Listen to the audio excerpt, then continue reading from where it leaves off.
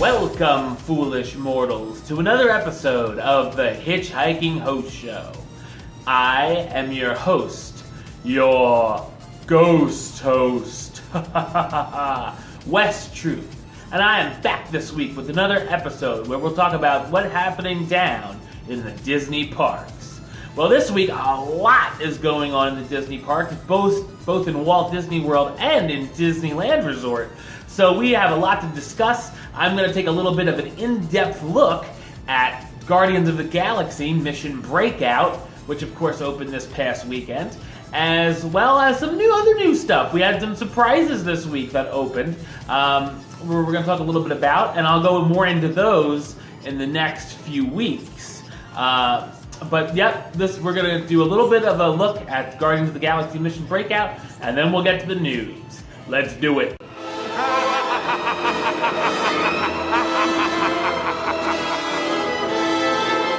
Okay, so Guardians of the Galaxy Mission Breakout starts out in the queue, just like the Tower of Terror did, except now it's the Collector's Fortress. And of course, the outside has been completely revamped and looks a lot more futuristic, to set the theme, obviously. A statue of the Collector himself stands in the queue. It's a golden statue, looks pretty awesome. Once you get inside the building, we see many glass boxes holding the collections. Some are hanging and some are ground level, so you can see inside of them. And also the ones up that are hanging, you can sort of see what's in them. Some items here include Cosmo, which of course is the dog that we see in the film, Ultron from the Age of Ultron films, or at least one of the robots, and some hidden Disney favorites, including Figment himself. Oh man, did I like scream when I saw there was a Figment in this ride. There's also a pre-show video that features the Guardians arguing as they're trapped inside the cages in the fortress. Sort of like a pre-show video for if you're stuck inside the line for a while. Then you are brought into the Collector's private office. Of course, this was formerly the library in the Tower of Terror ride. And whoever is in charge of, putting you into the office starts the pre-show video, and the video is soon interrupted by noises, and we hear Rocket's voice, and we start to see some things above the video screen, and that's where an animatronic Rocket Raccoon appears, which I had no clue that was going to happen. So that caught me off guard, and I was thrilled to see an audio animatronic Rocket. And he tells us, of course, because he's the smart one, he escaped. Rocket tells us that the plan is that he's going to sneak up on top of our gantry lift, or elevator, and get to the control room where he'll destroy the system to open up all of the cages and free the other Guardians. He needs us because the riders have clearance, then he needs us to raise our hands for the chaos to begin. And of course, then that's the little pre-show. And then you go into the waiting area, which was like the boiler room type thing, and I guess it still is, and that's been totally redone and filled with more goodies for the eye, including the abominable snowman from the Matterhorn. Awesome! The first one, the one that's not in the ride anymore. So definitely, while you're waiting, look around everywhere for little Easter eggs hidden in this attraction. Finally get into the gantry lift, and the ride begins. Rocket's silhouette infiltrates the Collector's presentation, and he hooks up some music. So there's an array of different songs. You can get Born to Be Wild, Hit Me With Your Best Shot, I Want You Back, Burn in Love, We Want the Funk, and a few more selections. So you're going to have that music playing as you go up and down in this elevator. And then, of course, Rocket, assumingly, jumps up onto the top of your elevator. And then it takes you up to the next level. The doors open, and we see the control room. And we notice all the lights go out after Rocket blasts it. And then we drop a little bit. And then, of course, you go up. It's the exact basic ride system of the Tower of Terror. The doors open again, and we see a different kind of visual. Depending on what sequence, it's sort of like Star Tours. You get different sequences depending how you go on the ride. So there's a number of different scenes you could get, but they do contain Star-Lord, Gamora, Drax, and Baby Groot running from some of these monsters that were let loose when Rocket blew the control room and all the cages were released. So then the doors open again after you go to another level, and there's another scene, another random scene. They're pretty funny, these scenes that I've seen. And then, of course, there's some drops. You make it up to the top of the tower, and then there's randomized drops, just like the Tower of Terror in Hollywood Studios. So you could have, 3, 4, who knows how many. And then Rocket restores the power, and you get sent off, and you get a thank you from the Guardians, including Mantis, because Mantis had the ship ready for them to escape. So she even gets in there. So that is basically the ride. It's basically the Tower of Terror with different theming. The ride system itself, I think they added in the random drops too. So what did I think of this ride? I like this ride. The Tower of Terror, would have been replaced regardless, and it certainly could have ended up a lot worse of a theme or a worse idea, or it could have been demolished completely. Very unlikely that would happen, but it could have. While I do like the Tower of Terror better as a whole, whether it be the theming around the Tower of Terror, the idea of the ride itself, there are a lot of cool things here. See, being someone that goes to both parks, it's cool for me because, as long as they don't get rid of the one in Hollywood Studios, I can ride both. Being someone that goes to both coasts, I can still ride Tower of Terror in Florida.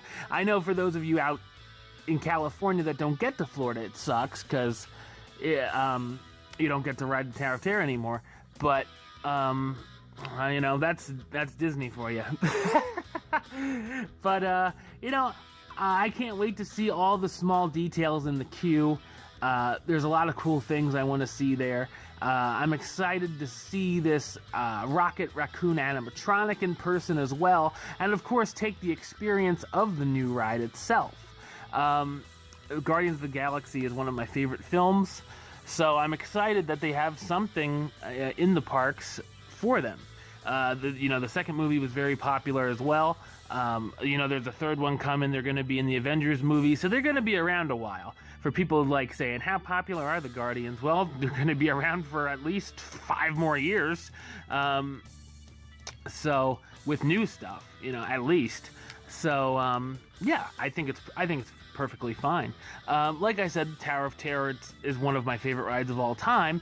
The Florida version, the California version, not so much, because it's sort of like I don't want to say a cheap knockoff of the Florida one, but kind of is. It's not. I never liked the California version as much as the Florida version, so I don't really mind that this transformed into this ride. I really don't. I think it looks perfectly fine. I give it a passing grade. I can't wait to see it in person and can't wait to ride it.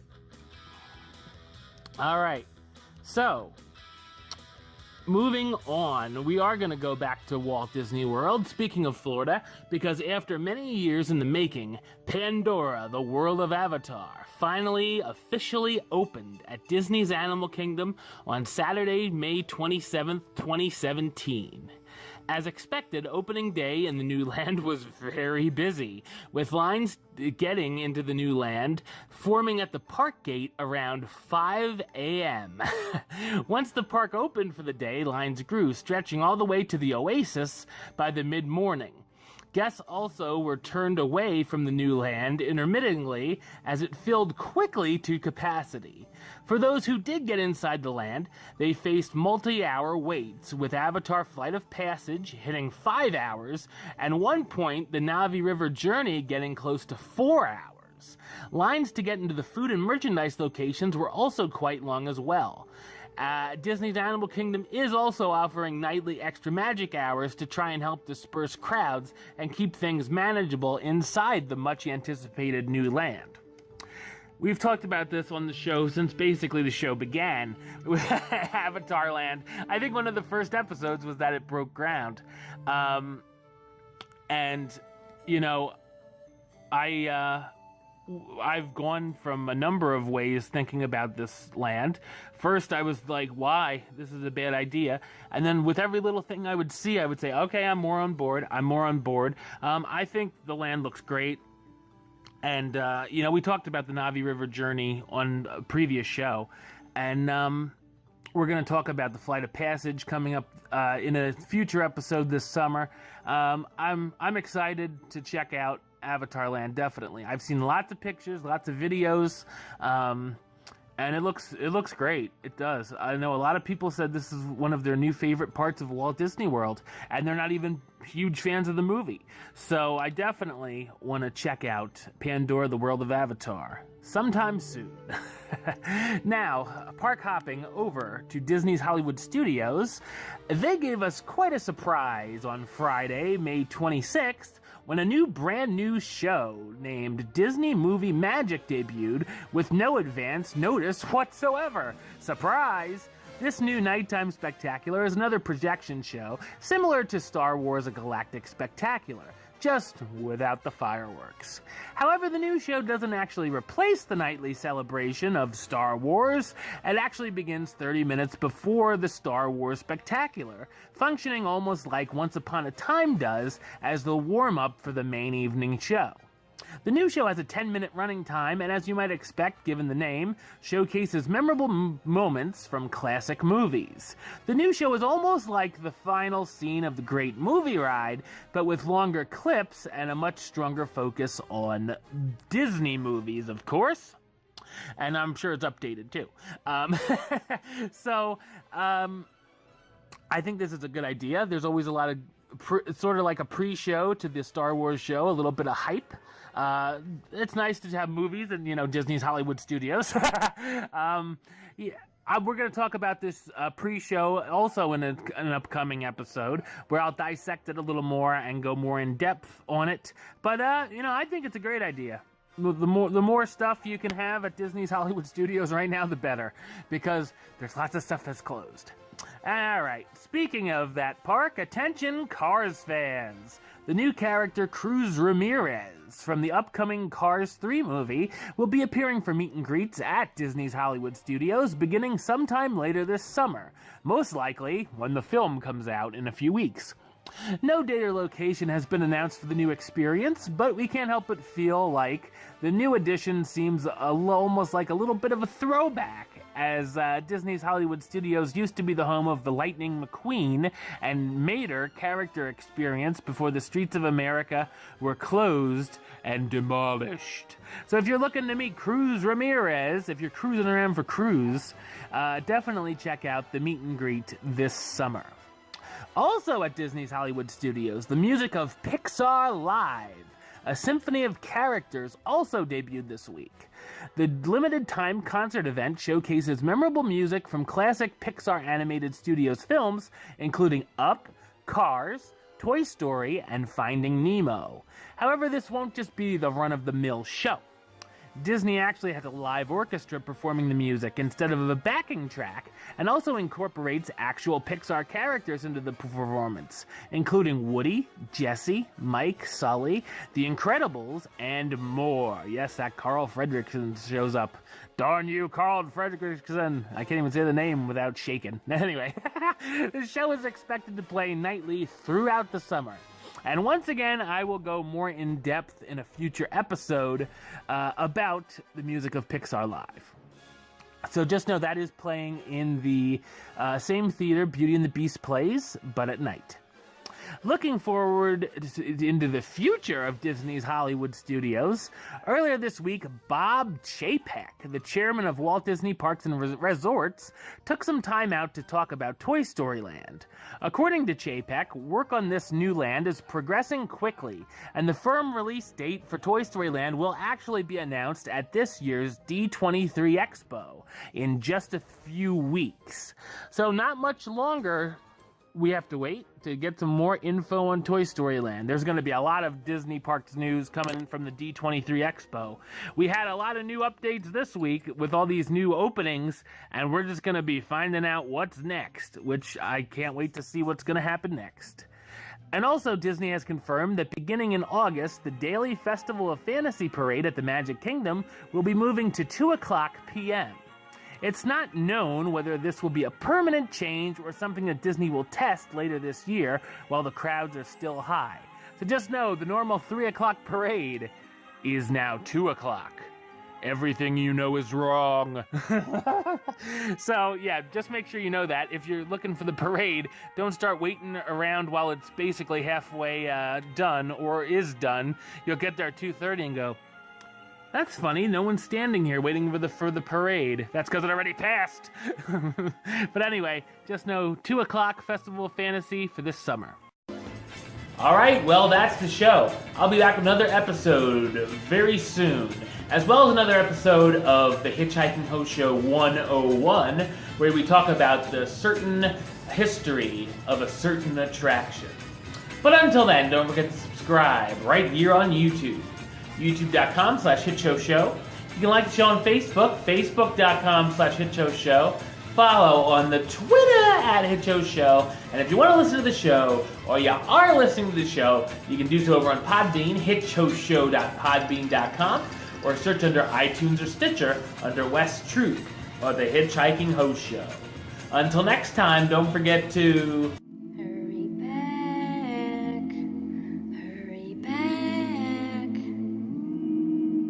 for the next episode.